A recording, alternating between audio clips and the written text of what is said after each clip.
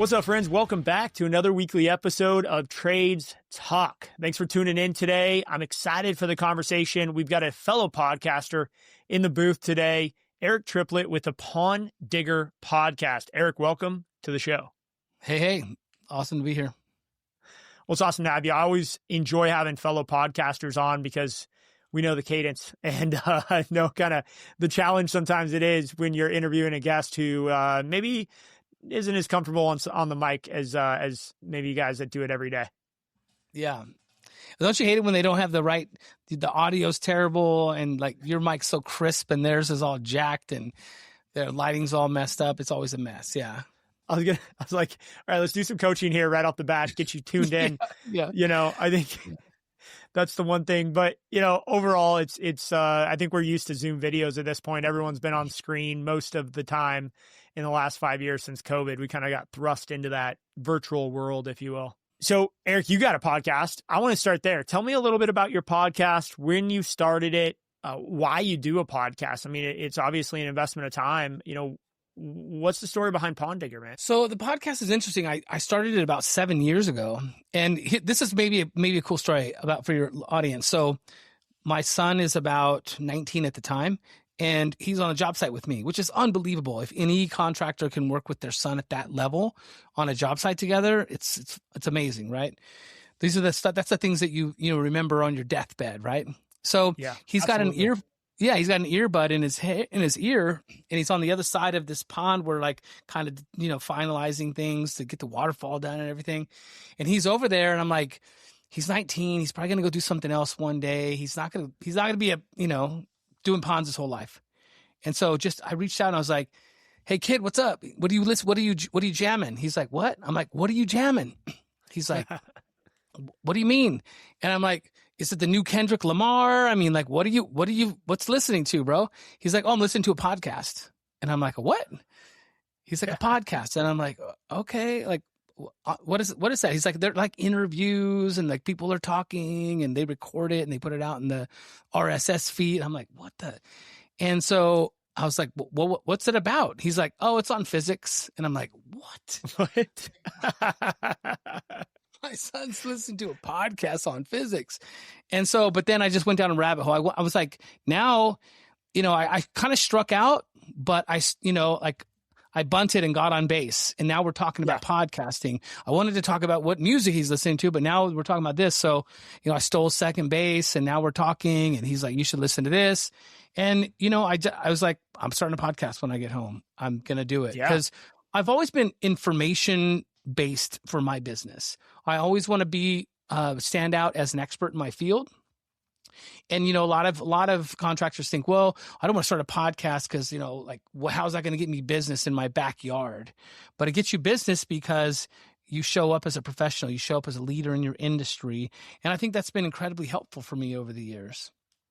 Yeah, I completely agree with that take. I mean, our exposure to other people outside of our circle and outside of our sphere of influence is massive because we're interviewing people all over the place every week and we're getting different inputs and perspectives brought into our sphere of influence. So for me, podcasting is I get to share the journey of Kennedy Landscaping and what we're trying to do, trying to grow $1 billion company and take it public. I mean, that's not something that, you hear every day. And then I get to learn from all these amazing people that come on the show, like yourself. Yeah. And we're together, we're like building out this whole new realm and movement within the landscape industry that 10 years ago, I don't think really existed. And here we are. There's a ton of great podcasts like you, Naylor, Payjack, so many others that are sharing great information on a regular basis. Yeah. So, it's cool because like you're about your journey, which is audacious as fuck. Can I cuss on here or what? Yeah, fuck yeah. Dude, that's audacious as fuck, dude. Like, congratulations. I love it, man. That's what I love about you. You're bold, courageous, and people want to know that about you. And when you show that, I think that resonates really well with people. But people need someone like you to believe in. They need to see you making those wins and go like, he's not too much different than me. I mean, he rides a mountain bike like I do. I want to do that too, right? So, I mean, I've been documenting my journey for 7 years on the podcast. And what's been really interesting for me is like, I started out like shoestring, bro, just on my phone. I'm just like recording into the phone and like I pushed it out into the world, like, and then, Which, can I say is how incredible the fact that we can do that. That's actually it's pretty unbelievable, cool. dude. Like there's no barrier to act. It's just, you're there, you're on. It's awesome. Yeah. People are like, no, I got to get the mic. I got to get the thing. I got to get the fucking the roadcaster. Like, dude, just press go, bulldoze through it and get it figured out. But, I started out as only pond information on there, and it's evolved. I mean, like, I'm evolving as a person, so the podcast evolved. But it was really cool for me because I was trying to scale and grow my business. You get the same questions all the time, right? How do I control algae in a pond? Hey, I just moved into this house. It's got a koi pond. I don't know what to do. So I just rip a podcast on it. And then I talk to someone like, hey, let me send you this podcast. It's 1 hour. It's in depth. It talks you through everything. You probably don't have time to talk for an hour on the phone, right, Mrs. Johnson? Like, I don't want to talk for an hour. You know what I mean? Yeah, so you don't. Like, yeah. So let me text you this. And so not only has it saved me time, it makes me look like an expert in my field. And, then I just document my whole journey. It's awesome. You know what? That is such a great idea, is recording podcasts for your customers on questions you get all the time. I mean, why not? Because you're going to get that question and you're going to explain it. Yeah, that's what they do with videos. I mean, think about Gary Vaynerchuk. He's like, Ask Gary V, right? So, he's answering questions all the time, but at scale, you can share that information when you do the show. But I did a show on YouTube for a while, and sharing information has always been a big part of my journey. Like 12 years ago, we were putting out tutorials on YouTube on how to build ponds. But I did a show series. I did like maybe 40 or 50 videos. It was Ask the Pond Digger. And so all these questions that would come through on the phone through my staff or through social or through YouTube, I would just write them down and I'd do 2 or 3 at a time. Ask the pond digger. Hey, I had a question from Justin and he wants to know what's going on here. And so now they're like, oh, he said my name. Right. So it was cool. It was a cool It was cool. And so now I try and do that with podcasting as well. So Gary Vaynerchuk, I saw him on your Instagram at some point this year. Did you get to spend some time with him or what? Yeah, dude. I actually, he's on my podcast and his dad's on my podcast. You probably didn't know that, cool. Right? So he was at an event, a buddy of mine. It's a real long story, but my buddy is in New Jersey and he's coming up in the business. I'm like, bro, are you checking out Gary Vaynerchuk? He's like, Gary, what?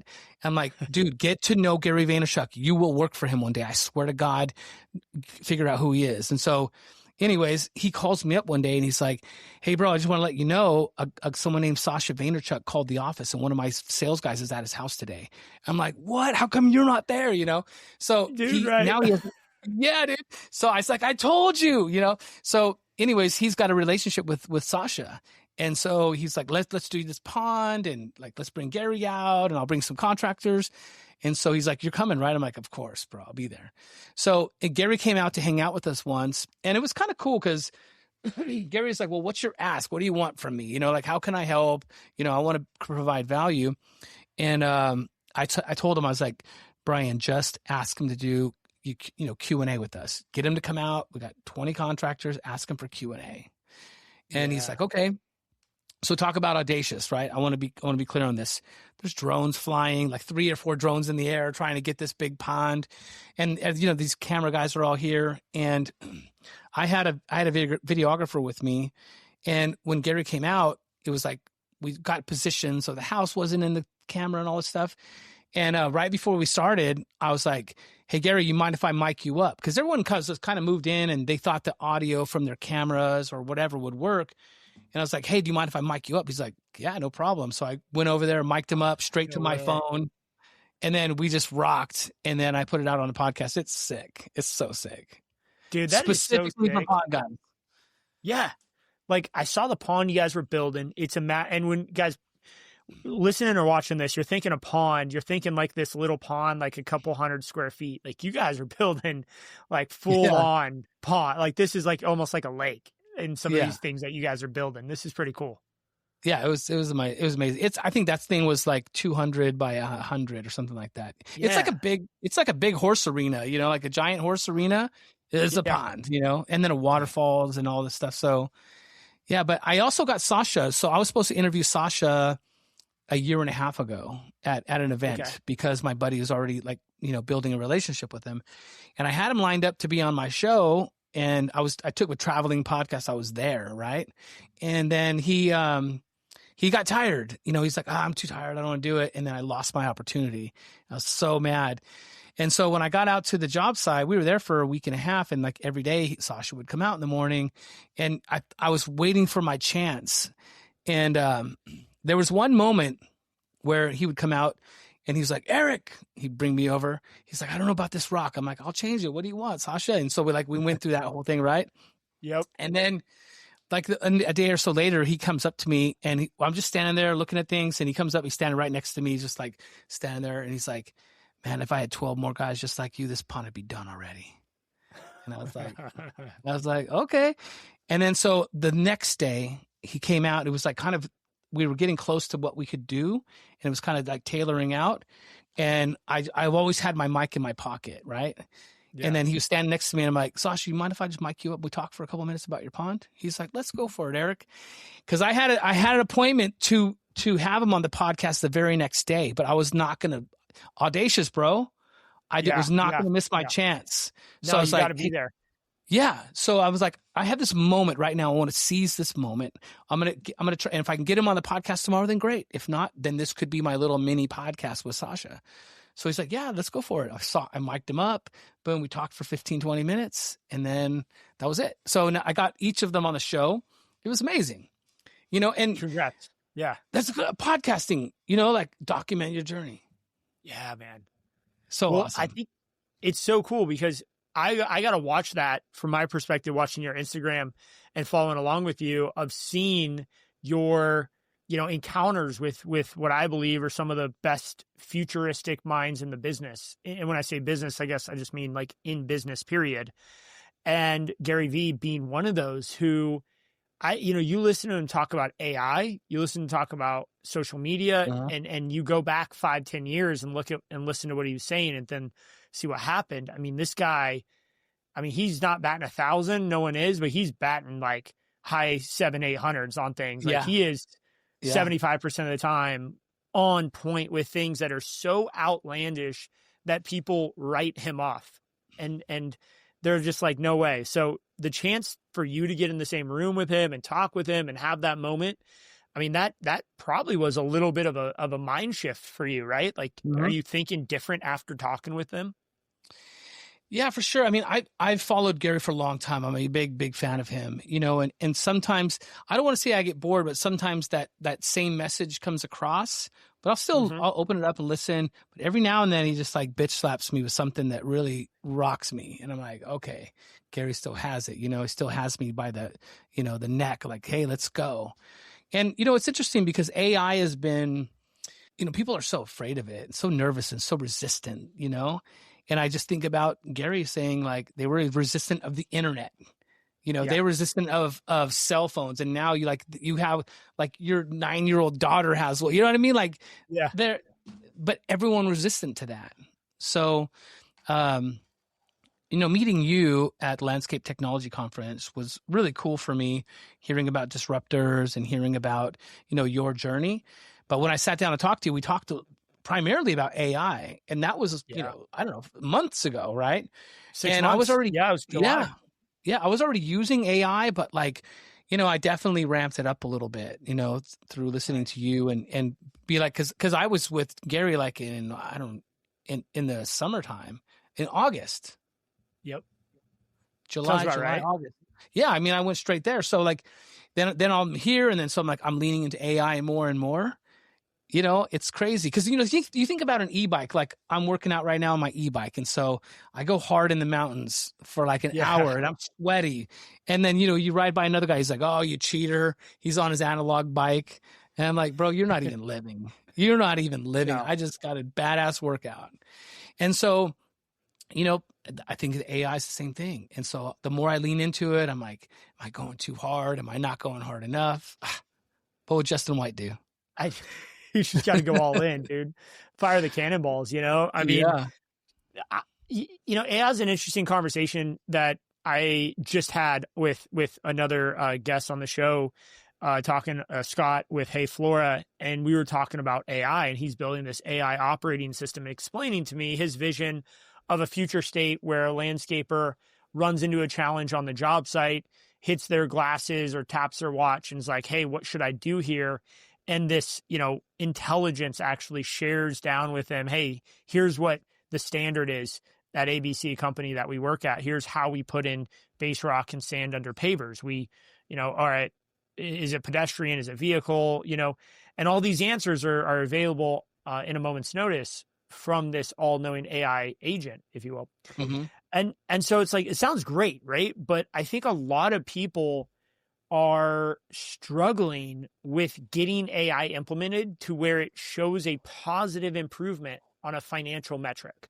They can point to and say, our wages are up and our, profit is up, and our cost to our clients or our pricing to our clients has not gone up. We're improving efficiencies, or we're reducing our spend in operational expense on fuel because we've used AI to better route our maintenance crews. I don't hear a lot of those stories coming out yet about AI. And that's where I think a lot of this resistance is showing up, is people aren't able to see this immediate return. But I think it's the same thing with the internet. Like the first 5 to 10 years, people are figuring it out. And then all of a sudden, we got YouTube and Amazon drop shipping and all these ways to make money. Awesome. But those who embrace the AI future, I think, are going to have the best success at actually monetizing it once it becomes an integral part of our businesses in the next few years. I already feel like I'm behind, and I know I'm in front of a lot of my peers in a lot of my industry. I feel like I'm in front of a lot, but then I talk to someone like you or Mark Bradley or, whatever. I'm like, oh my God, I'm so far behind the 8 ball. I got to get moving. Right. So, that's just such an interesting twist. Yeah. I think it's like it's a mindset, right? Where you feel like you're behind. And I feel like that in a lot of areas, and it's something that probably has some validity to it, but there's also the take where you're paying attention versus others who are just saying, this is bullshit, it's never going to take off, so I'm not even going to pay attention. You're like, I know it's going to be a big thing. I'm watching these guys. And if anything, you can learn from some of the mistakes that the early adopters make. And then, all right, I'm going to learn from this, learn from that, and then pivot with that information and maybe even accelerate faster, right, than some of the peers. So I don't know. I don't think there's any perfect way to go about it. We're definitely all in. Like I've got a full-time employee, team member, Sean. His full-time job is helping us integrate technology at the highest level and fast as possible. I want to share a story with you. I've seen Company Cam coming up, for, I don't know, a year or two, whatever. And I looked at it and just didn't make a whole lot of sense to me. Right. Then they came up with walkthrough AI, and I was like, oh, now I'm really paying attention. Right. Yeah. So I downloaded it. I set up appointment. I got it integrated. I have Company Cam now.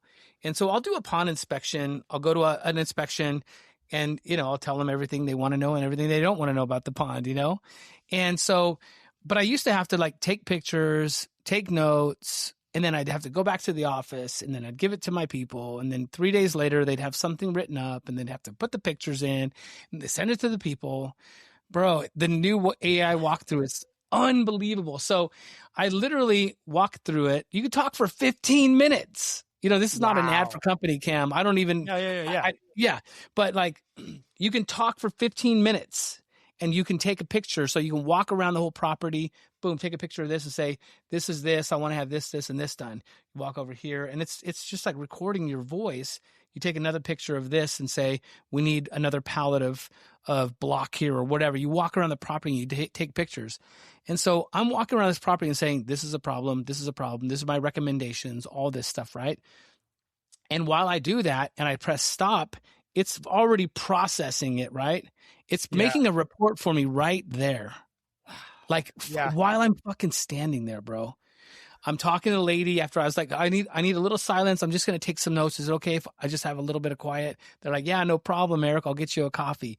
I go through the whole thing. And then when I'm finished, I'm talking to them. She's like, well, when will I get the report? I'm like, oh, I'm going to give it to you right now. And I pull it up. Dude, the PDFs are lined up. the bullet points of my suggestions and recommendations are already stacked under every picture. It looks so professional. It's unbelievable. And then in one of my peer groups, I posted that link to it. I'm like, hey, I do these memes like, hey, do you want $4,500 to this? I can get the other contractor do it for $1,000. It's the same as the same, right? And then it's like got Sydney Sweeney like going like, no, it's not the same, right? So I started this conversation and they were like, well, that is a lot and all this stuff. And I was like, here's the report I made for them. And I sent over the report and everyone's like, oh my God, like there's 500 contractors in this group. And they're like, holy cow, how long did it take to make that report? This report's insane. It's the most beautiful thing I've ever seen. No one in the industry makes reports like this. Dude, I did it on the phone. Yeah. And I gave it to the lady right then, and she gave me $1,000. Fuck yeah. And I got in my one call close. Dude, unbelievable. And so, but now it's the thing is, I'm looking in the script, I'm like, no one understands this technology. And I haven't opened that conversation with them yet, but I will. But I'm ahead of these guys, but I'm behind Justin. I'm behind Mark Bradley. I got to get on it, Well, I mean, yes and no. Like, I think there's some things like that you're doing that we are trying to do at scale. And the hardest thing is, and this is something that all companies struggle with. And the bigger you get, the harder it is to accomplish, where you do that thing, but you do it across 10 salespeople. And to get 10 people to use a product really well all at once is really hard versus like, I'm down. I'll go out there and use a product and make it work. But then you have 2 or 3 salespeople who are like, no, I didn't do it today. I felt like it wasn't the right time or whatever. Yeah. So you've got to push your team when you have a lot of people. But that's a great story of how using technology and the quality of voice to reports is like entering things in on a keyboard or texting, entering in by typing into your phone is going away. Everything's just going to be voice, and then boom, final product. Yeah. Well, I love how you said, like, I'm aware at least, I don't have my head in the sand. Like, oh, I don't want this, So I'm very aware. So when I saw that come up, I was like, ooh, this could mean something to me. Right. And so me being aware of it, I was like, I'm going to snatch this up and go for it. So I love that. I think we need to be aware of these things. I came up here to the studio and I've been waiting for the call all day, and I was like, cool. I got in here 15 minutes early, and after this, I'm going to record Pick Your Battles podcast. Oh, I think nice. I think it's an important topic to talk about picking your battles, urgent versus important versus not urgent versus not important, right? And you have to pick your battles of your day. We only have so many hours, right? And I just voice commanded in a ChatGPT. I mean, I talked to it for like 10 minutes. Yeah. And I was just like, pick your battles. This is the vibe I'm looking for. I want to include ponds. I want to include marriage and relationship. This is a story that I want to talk about, and then I'm like, oh yeah. And then I want to talk about this. And so I just I brain dump for 10 minutes. I was like, just, can you take my brain dump and just make a framework so I don't lose track and, have people think I'm nuts, Yeah, it keeps us because it's easy to go off track. Yeah. And so, dude, I mean, it's here's my framework, like the framework is here. You start here, and they're like, put this to there and this to there and close with this. And I'm like, oh, cool. Okay. And then I could still be myself and vibe, but I have that framework. And it happens in seconds. And I love that ability to brain dump. I just did that. I'm doing a presentation tomorrow in LA for a big, landscape award that we're entered in. Is that the Futurescape show? Yes, Futurescapes USA. Yeah, I'll meet you out there. I'm gonna head out there. Yeah, fuck yeah. All right, well, I'll be out there. And but we're trying to do this presentation. It's like 15 minutes of why this project deserved to win and everything.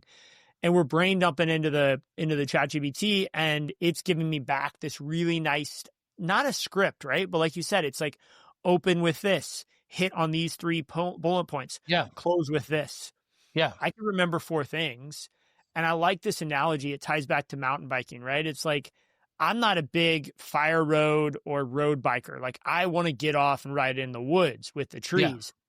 But I also like to have a little bit of a single track, a little bit of a trail to keep me on the guidelines, but I like kind of finding my own lines and doing little hits. Yeah. And I think that's kind of what this is. It's like we got a little bit of a line, but we can go and hit a little hip. You can do a little tree hit. You can do all these little things, still be yourself. But it's a bit of a guide of like, all right, this is where we're going to take the show or the talk. It just put some rails. I mean, dude, you're audacious, you're aggressive, you're, like, it's fantastic, but you need a little bit of guardrails. So, because people they're like, I don't even know where he's going with this. He's so far off, but it's like the guardrails just go, okay, I get him. I mean, sometimes I'll go off the deep end, I'll go crazy, but that's sometimes just having the guardrails helps you send your message correctly to your team, to your friends, to your peer groups, to whatever you have. But fuck, every once in a while you got to like kind of go off the deep end and just do a little 30-minute rant and just let it go. Yeah. So I wanted to ask you about your community. I think we were talking earlier about this idea of how do we learn faster from each other and how do you stay on the cutting edge of technology? And, you've created a community where you have people coming together to share ideas in the betterment of improving each other. Tell us a little bit how that started and what does it look like for you day to day? I'm going to go back just a little bit because I make 57 this year, right? So I've been going to conferences and trade shows for 20 years. Yeah. Go to the bar, you meet the guys, you talk about what you're doing. What are you marketing right now? What's the mailer you're using this month? This is back in the day. You didn't have the internet when I was doing this stuff. So like we're learning and vibing together. So I've always been very peer oriented, getting with guys and learning stuff and sharing, collaborative. It's always been part of my being, who I am. In 2019, I reinvented myself. I think I told you the story on a podcast. I'll just be brief. 2015, I had throat cancer.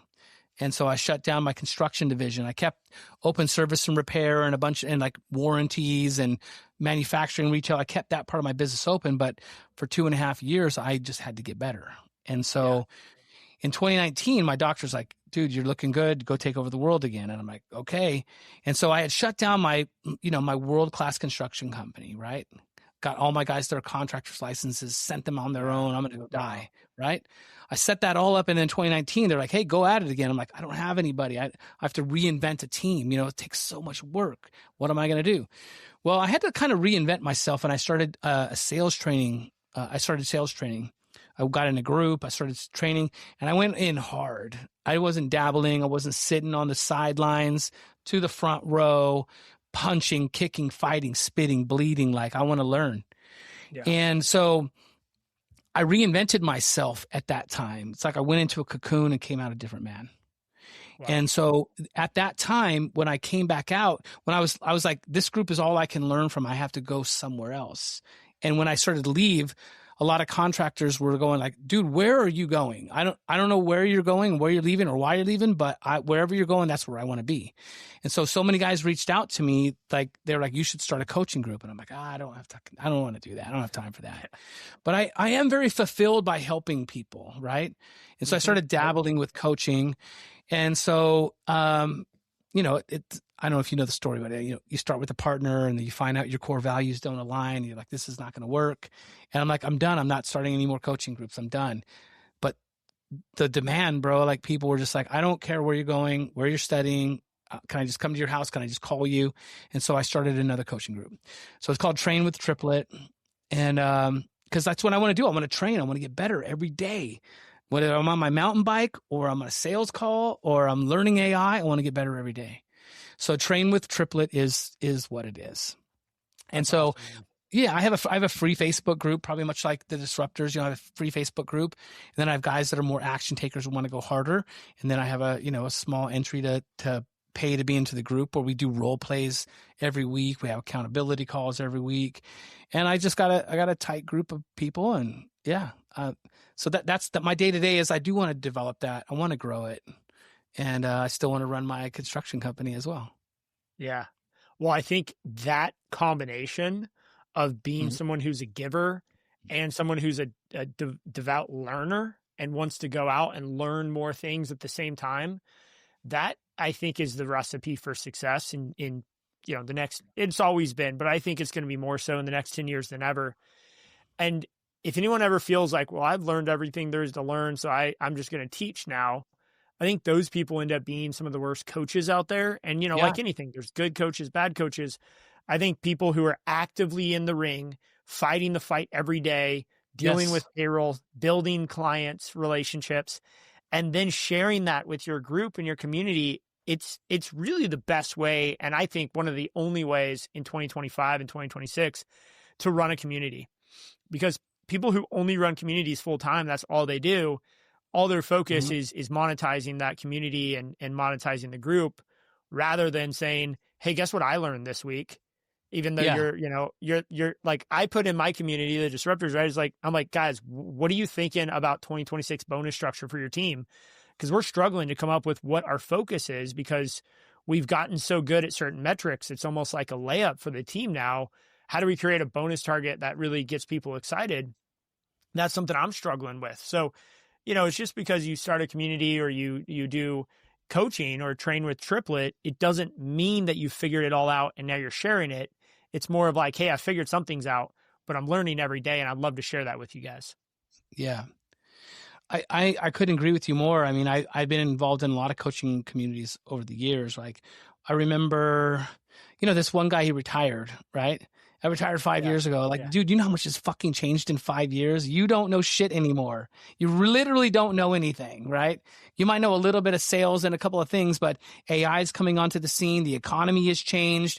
COVID changed everything. Like, there's no way you can coach someone that you retired 5 years ago.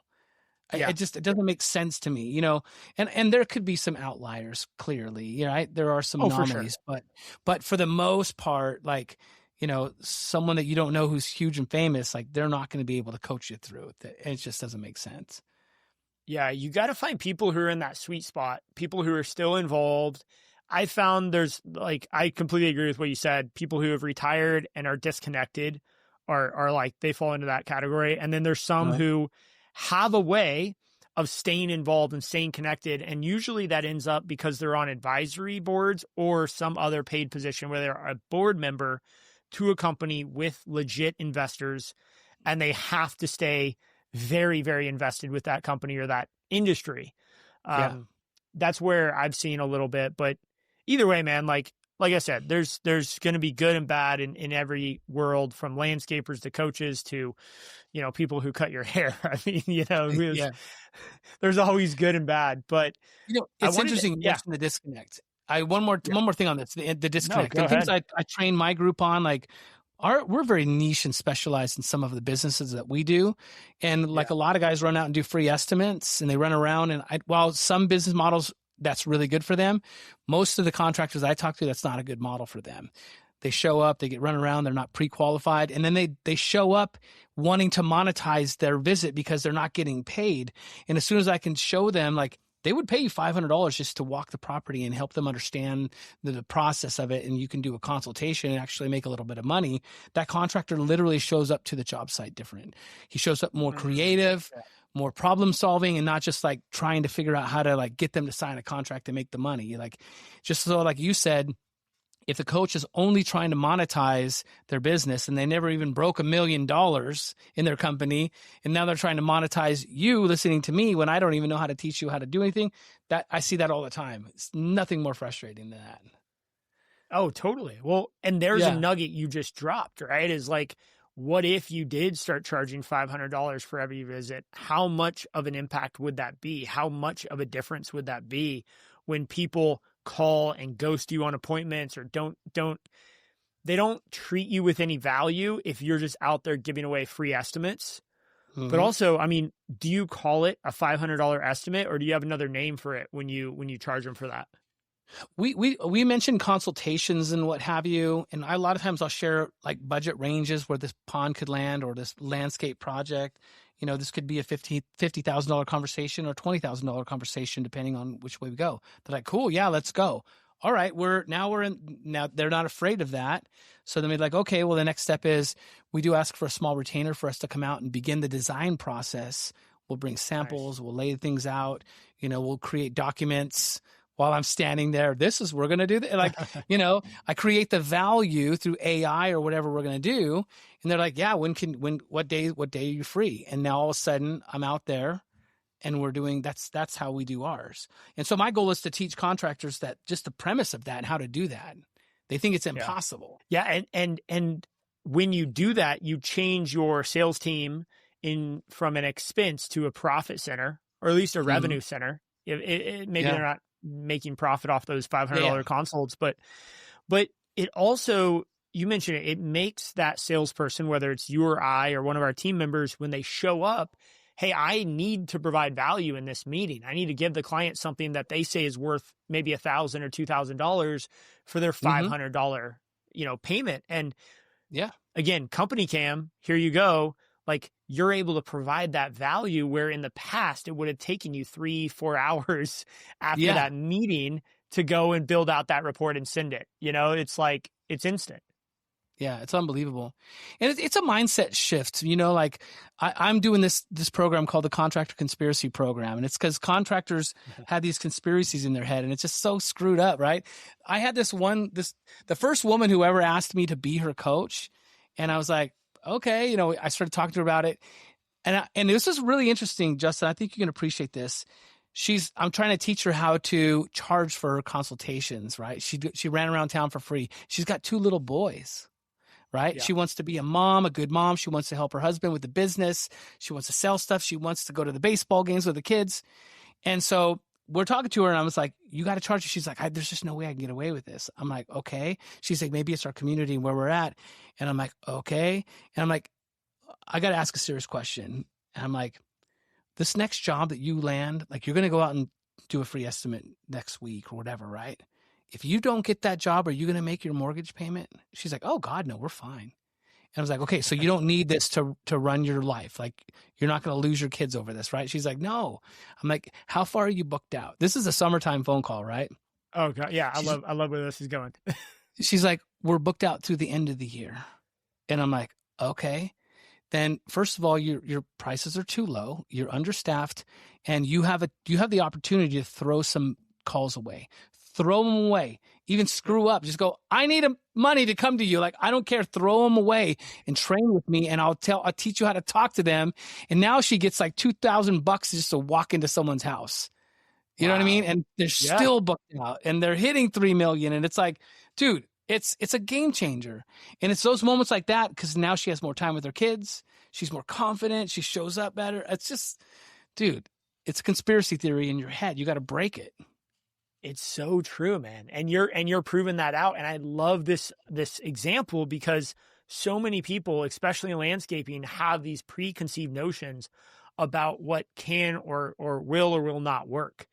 And frankly, my parents had a lot of these, and I started asking my dad, hey, what if we did this? Oh, we can't. That's like, no one does that, And I'm like, well, what if we did that? He's like, you can't. The clients aren't going to allow us. I was like, well, let's just test it out. So, we did a lot of experimentation and we still do a lot of experiments and we trial things side by side. And we're like, hey, all right, what if we charge for an estimate? Or what if we, instead of saying, yeah, let's meet out and do an estimate, say, hey, our first step is a consultation. We'll come out and we'll walk you through this whole process.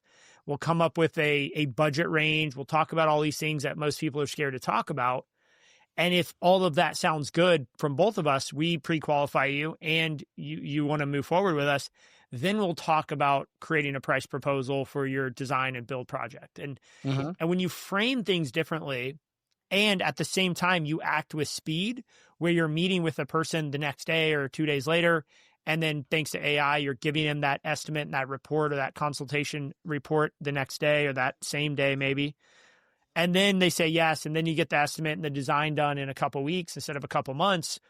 All of a sudden, you've created all this value in a period of like 2 weeks where competition in most areas, it takes 2 weeks just to get them an estimate. Maybe it takes them longer. So we're trying to maybe add get them value. To show up.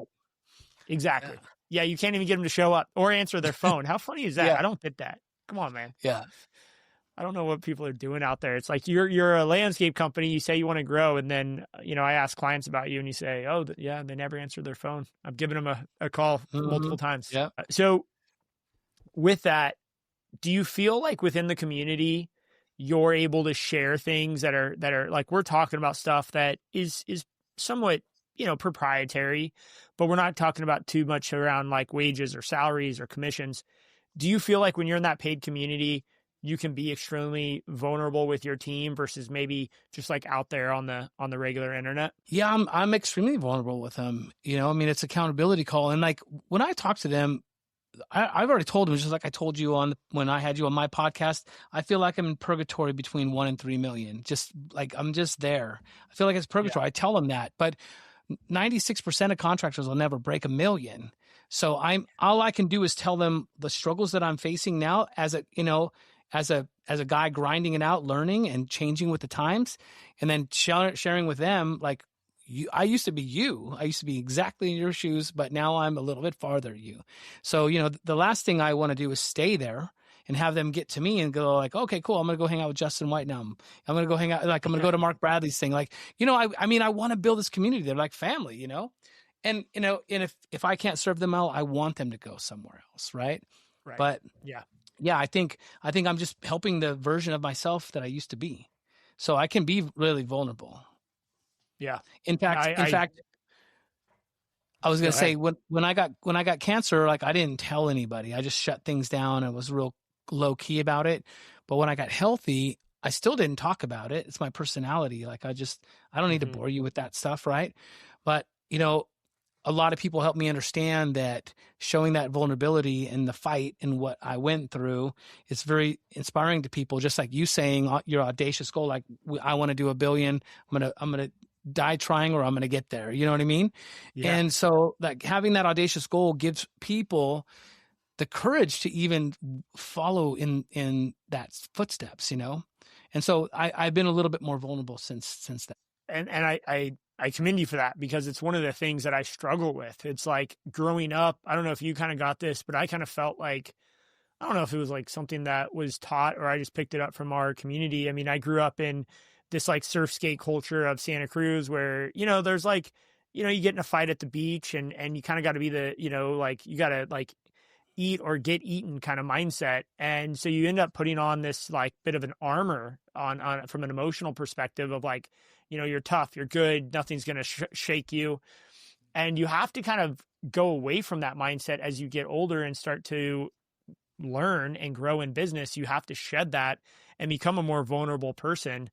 That's been a struggle for me because I've always been taught to like hide my weaknesses versus exposing them.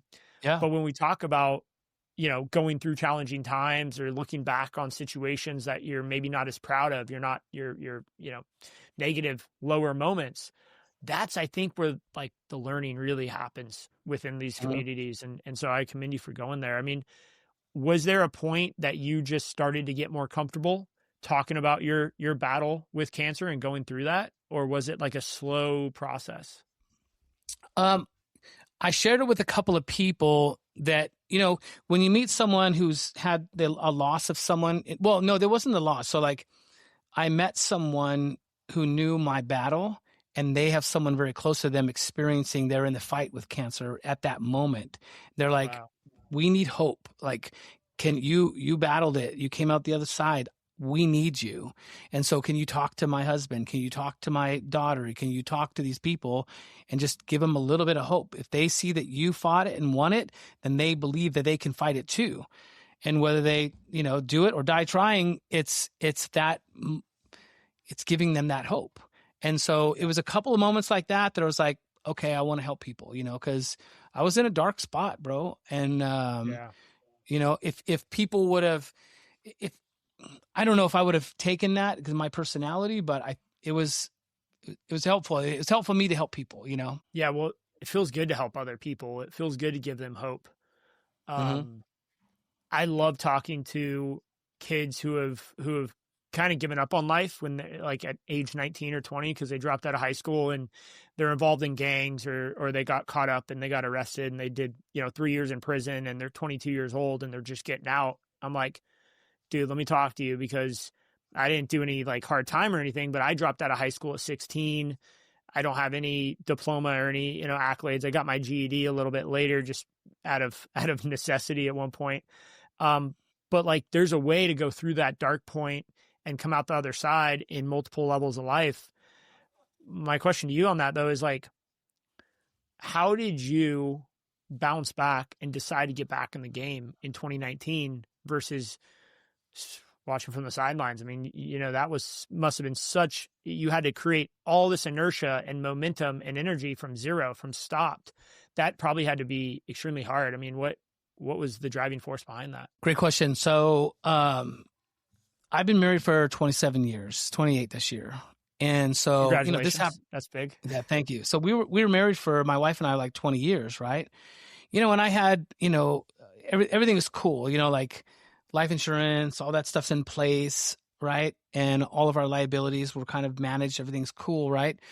But we were just about ready to go look for a ranch. We were going to buy a ranch. You know, we were going to move. We were living in a home where we were going to be buried in the backyard. It was her dream home as a little girl. You know, a 4,000 square foot, 1888 Victorian house, 3 stories. Like, it's her dream house, right? And so there was a moment right before I got sick. She's like, I think we should go get a ranch. And I was like, let's fucking go, you know? Yeah. And so we do wildlife rehabilitation. So like I got raccoons and bobcats and opossums and like you name it. I got raptors and crows and birds and squirrels. Like, so it's really her passion, right? So when I got better, you're like watching from the sidelines. It's like, it was interesting because me evaluating me not being here anymore and what my wife would do. And I wanted to set her up with her dream of, you know, building out those animals, like taking care of those animals more. Right. And so when I got healthy, we got the ranch right before I thought everything was going to go down. Right. Wow. We got the ranch. She wanted to not get the ranch and just let me be at home in case things went really bad. Like I could die in the house that I said I was going to die in, right? But I wasn't going to do that. I was like, let's get you to the new place. Let's go. And so when we got here and I got healthy, it was like, fuck, we got everything. Like we got this new life. Like, why am I going to sit on the sidelines, you know? And dude, I am passionate about ponds. Like I still go do pond inspections, you know, in a perfect world, I don't do them anymore. I'm just running $1 billion pond company that is audacious like you, but like, you know, I still love it. So like, it was easy for me to go like, I'll start doing inspections. I'll start designing. Maybe I'll sub out to some people. Maybe I'll hire a few guys. And so, you know, I'm looking out my back window right now at our ranch. We got a 5-acre ranch in Southern California. And when you say that to someone in Texas, they laugh at you, just so you know. Yeah. You know, they go, ranch, California? I grew up with horses on a ranch in California. Yeah. So, you know, but we're doing this new habitat for some wildlife stuff for spring. Like we get really busy with wild animals in spring. Yeah. We're just like a layover for them to get better and go back out into the nature, right? So like my guys, I'm watching them build this enclosure out back. It's fucking awesome. I'm living like my wife's dream and my dream at the same time. That's awesome, man. Well, congratulations, because that is so hard to do. And your ability to rediscover your passion, not just for ponds, but for helping people as well. It's got to be extremely fulfilling for you today. Yeah, it is. Thank you. So, congratulations, man. Thanks. I mean, thanks for sharing that on the podcast. Appreciate you being open and honest. And I think it hopefully gives hope to people out there. I mean, whether you're just trying to start things off or you're on a company or on a team or running your own thing, I think on a rebound. Yeah. On the rebound, man. Yeah. Never give up. Keep pushing. Keep looking for that opportunity. So, well, hey man, I want to kind of wrap this thing up. It's been a great talk, great show. Really enjoyed having you on. One of the things I like to wrap up on is your trade secret, you know, and we've shared a lot honestly here, so it might be hard to dig deep, but what's something you'd like to share with our audience that, you know, you've learned through experience, you've learned through your trials and tribulations, something that they could take home and apply maybe in their life or their business? Something really profound here is personality typing, and understanding your personality is probably the most profound trade secret I could share with anyone. Because, you know, you're like, oh, he's a pond guy. What can he teach me about my trade? But like, if you understand your personality, and there's the DISC profile, which you probably know already, the DISC profile, DISC. There's something called the Enneagram. And then the Enneagram, there's 3 triads, and then there's 9 personality types. And everyone fits into that one of those triads, right? Okay. And so, bro, I've been with my wife for 20 years at the time, and we took the test together, and I look at the test, and I'm like, oh, this is why you do what this is why you do that. Yeah. And I like, dude, like I've had sex with this woman, we've had kids, you know what I mean? Like, this is my love And of you're my still life. just learning about her. And like when I understood the profile of who she is in her DNA, it was the most profound moment of my life, dude. And now I understand my employees different. I have employees that have been with me for 10 years, and I understand them better. They used to piss me off all the time about certain things. And now I like, that anger is gone, because I'm like, that's their DNA. They're not doing it to piss me off. It's just who they are. And I know who I am now. So it's like, it's incredibly profound. So if I'm on a consultation with someone, I'm trying to chip away at who they are and how they communicate. If I'm on a podcast interview, I'm trying to chip away at who they might be. If I'm on an interview for a new person, if I'm at the grocery store and I'm talking to someone, I'm looking for clues of who they are, because it helps us communicate differently. And I started with learning me, because while you can study DISC, D-I-S-C, the DISC profile, it gives you an understanding of who you are and how you communicate. But the Enneagram teaches you how to like deal with your bullshit, and when you're in a bad mood, where you go, and to realize it. When you're in a good mood, where you go. Like, it's profound. And I do believe it's a secret weapon. Totally agree. This whole thing around we use a tool called Predictive Index, and I think it's very, very similar to what you're describing. There's a myriad of personalities, and each report provides us with what you're saying. Like, okay, how does this person like to make decisions? Do they like to make decisions on the fly? Do they like to make decisions after a night of thinking about it? Do they like to follow the rules or not follow the rules? Because frankly, some people like to be given an instruction manual, and others like to be given a picture of the final product. Yep. And so who are you? And you said something I think the most profound you said was, you need to understand yourself, because if you don't understand yourself, yes, then you guys, like, we're never going to make progress on anyone else in our life. And that is ultimately like the cheat code here of getting ahead, is like, once you figure out yourself, then you can be of service. Then you can find this next level to helping others. Right. Yeah. Yeah, dude. So my wife used to tell me pretty regularly, she's like, you need to tone it down a little bit. You're intimidating people. You're too intimidating. And I'm like, I'm not intimidating. I'm not intimidating. And no, I didn't intimidate them. I didn't. She's like, yes, you did. I'm like, okay, whatever. So dude, when I took the test and it said my personality type, and I'm starting to read it, it's like, you're like this. And I'm like, okay, you're like that. I'm like, yeah, definitely. You're like this. And it's just going down the list. The last bullet the very last bullet says, you intimidate people even though you think you don't. Oof. That was the last bullet. And I was like, oh my God, this is unbelievable. Like, by me, now if I'm doing something, I'll be like, you're getting in that mode, Eric. You're going to start intimidating people. Just tone it down. Like, I can control myself differently, or I can let it go if I want to. I'll be like, let it loose, bro. Intimidate the fuck out of this person, right? Like, it just depends on who I want to be. It's crazy.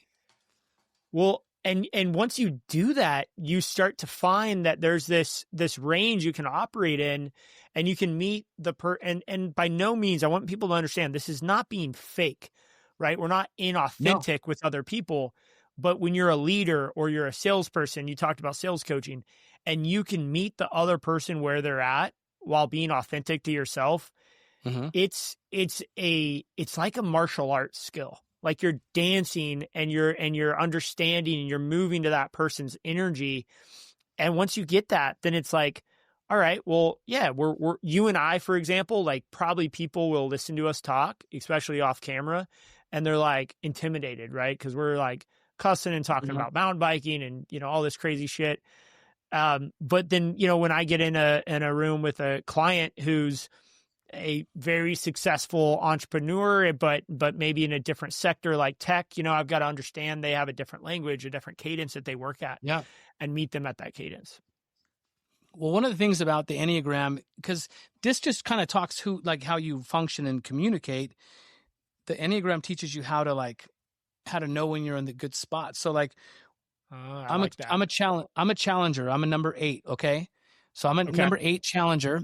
And so I'm a wing 7. It's kind of tricky because imagine 1 through 9. I'm an 8, but I have tendencies of a 7 and I have tendencies of a 9 because they're on my wings. 1 through 9. I have a little bit of 9 and a little bit of 7. I have a lot of 7. Okay.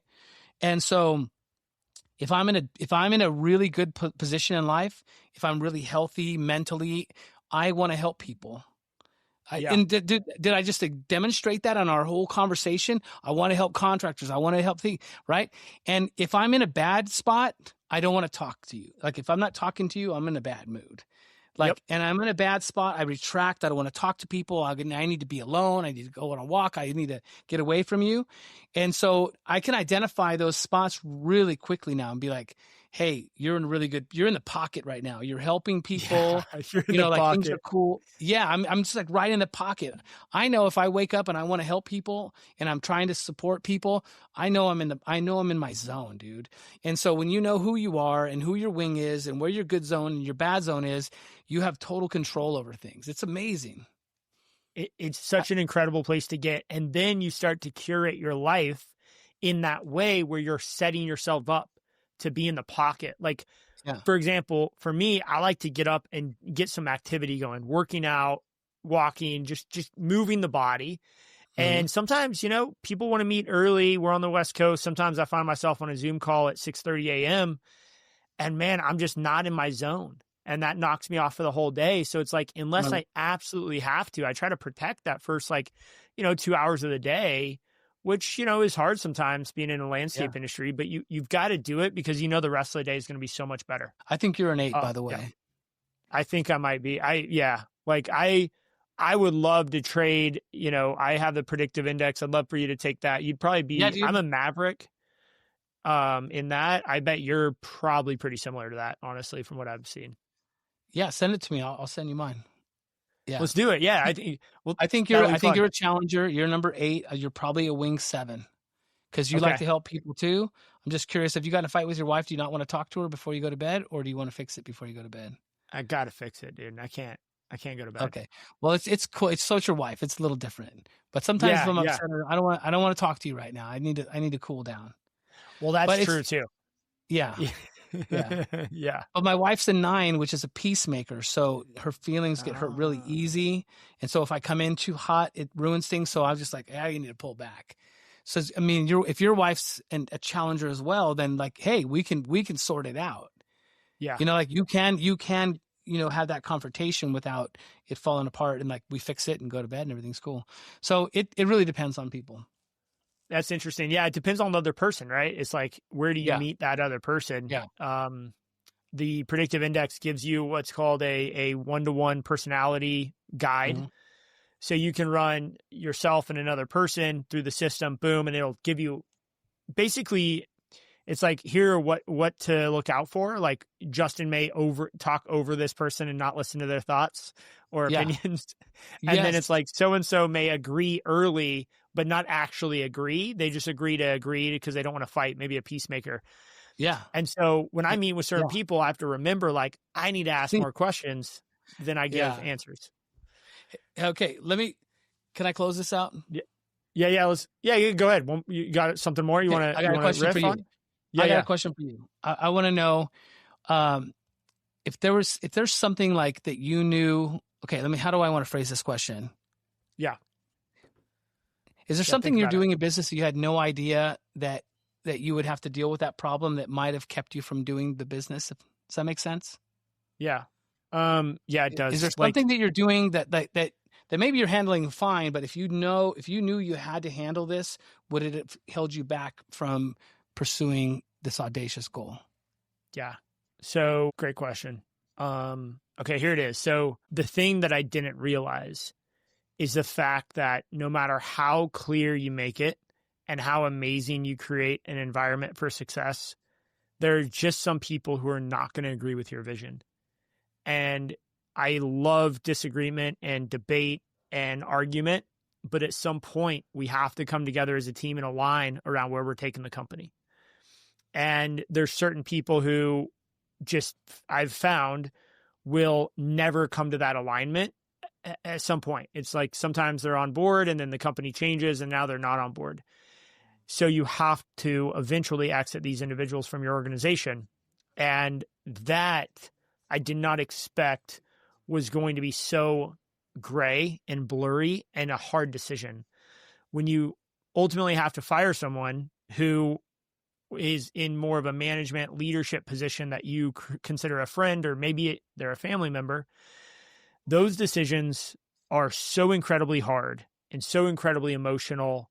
And yet, no matter how much you don't want to make it, because you just want to make it easy on yourself and say, I'm just going to keep this person around because them leaving is so hard on me. I got to now do their job and I got to tell them they're not good enough and all this.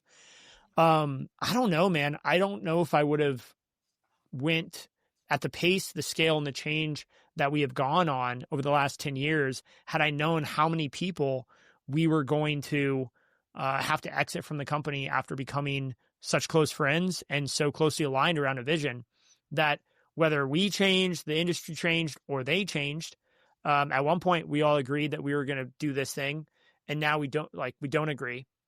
Mm-hmm. And I always thought it was going to be easy. Like, I have a plan. Here's a plan. Here's how you fit into it. What don't you get? Why don't you understand this? Why don't you lock in? Yeah. But it's not that black and white. Like, there's so much more going on in their life. And honestly, like, who am I to say that I have the right plan? Like, maybe my plan is wrong, but at the end of the day, as CEO, you have to have that self-confidence. And this is why most CEOs fail, I believe, is they try to make too many people happy and they don't have that just ability to say, you know what, I'm the CEO and I love and care about you guys and I've listened to everybody in the room and everybody in the company. And this is the direction we're going to go in. This is the vision. End of story, period. That is the vision, period. Uh-huh. And I think a lot of CEOs want to make everyone happy. So they end up with this vision that is a little bit blurry because they kind of want to make it work for everybody. I mean, that's the hardest thing. So it's a bit of a ramble here, but I'll come back to it. Like, it's letting people go as you scale and you outgrow those people when they don't want to keep growing with you. Yeah. That's a great one.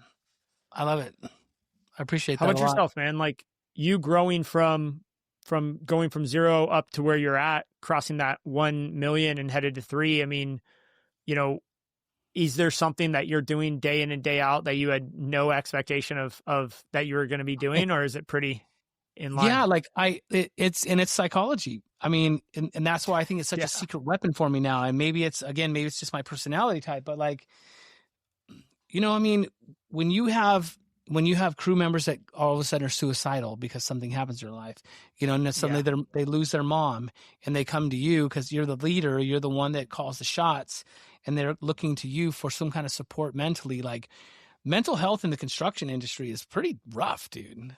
I mean, I did stats and they're pretty rough. They're pretty high suicide rate. And so, and I'm not just talking suicide, but like helping people through their breakup, you know, like one of my guys, they just had a miscarriage, him and his girl, and they were fucking devastated. And then they're coming to me. Like, I got goosebumps telling you this because they're like, I need a mental health day. I don't know what to do. And I'm like, you know, bro, take some time off. And when he was ready to come back, he's like, I'm going to come back because he wants to make money. And I'm like, hey, I got something I need to get done in Phoenix. Will you can your girl, what day can she get off? And then I'm just going to send the two of you to Vegas. I'll get you a nice room, hotel and everything. I just need you to go make an appearance somewhere. It's going to take you an hour and you'll get 2 days alone with you and your girl in a hotel room. And let's get you guys head straight. And like, you know, they're crying, bro. Like, it's amazing. Yeah. But like that moment, I'm in my pocket as a challenger, helping people. And like, had I known that I had to deal with that psychological mess for 15 people and their spouses and family and kids, like, I don't know that I would have fucking pressed go, dude. I just don't know if I would have done it. I'm grateful now because I like who I've become. I like what I'm doing. I like helping, but I probably wouldn't have done it had I known. It's a massive burden. And as you scale, what I've noticed the hardest thing is you still have those more or less 15 people, but now there's another 150 below, quote unquote, in the org chart, below those 15 people, that you now have to train your 15 people to be that person that you used to be. And now you have like multi levels of this stuff where you have people going through the gnarliest shit, immigration, kids and divorce and financial troubles. And those problems typically don't bubble up to the CEO at 20 million, but they bubble up to the leader that you lead often. So now you're kind of like, okay, how do I coach these people? Because they didn't sign up for that when they signed up to come work as a project manager. Yeah, right? They might not have pushed no. They might have said no. No way. Yeah. So dude, that's what's crazy about the blind spots. Maybe those blind spots are there for a reason, because, I look up to a lot of people in the industry do. You have this audacious goal. And if you would have seen those blind spots, you maybe wouldn't have done it. And somehow those blind spots were kept from you just long enough for you to become the man that you are, and that you are now, leading the pack. And so sometimes blind spots are a blessing, and sometimes they're a curse. You know what? That's a great place to end it. Great talk today, Eric. For those listening, you guys go follow Eric. You can find him, Eric Triplett, the Pond Digger Podcast. Find him on LinkedIn, Instagram, YouTube. He's got a great YouTube page. Now, this is launching. I mean, we're like at the very end of the year. Are you continuing? I heard some rumbles about your podcast. Where's that at right now? It's tricky because, it's kind of like a project for me when I did this. So the last episode of the Pond Digger Podcast is just shortly after this one comes out. So the last episode is going to be on December 31st, December 31st, 2025. It's going to be my last Pond Digger episode. So I got some other things in the pipeline. I got, bigger visions that I got to, jump into, and people will still hear my voice. I still have a lot of people I want to help, but that'll be the final episode this year. All right, guys. We'll get on that, Pond Digger, listen to some episodes. And like you said, final episode's coming out in about a week. Give Eric a follow so you stay up to date with what he's doing next. I know he's got some big things planned. And Eric, is there any other way that you recommend people reaching out if they want to chat or potentially check out your community as well? Yeah, Instagram's probably a really good way to. I follow the DMs pretty closely there daily currently at the time, at the Pond Digger on Instagram. And then, on Facebook, it's TWT Contractor Circle. That's my little Facebook group. Train with Triplett, TWT Contractor Circle. Thanks for your time, Jeff. I'll see you tomorrow. I'll bump into you tomorrow in LA. All right, brother. See you at the Futurescapes. Sounds good. All right. Thanks for tuning in to Trades Talk, where the next generation of disruptors comes to raise the bar. If you got value from today's episode, share it with someone in the trades who's ready to level up. For more tools, insights, and community, follow host Justin White and join the movement at jwhitegroup.com.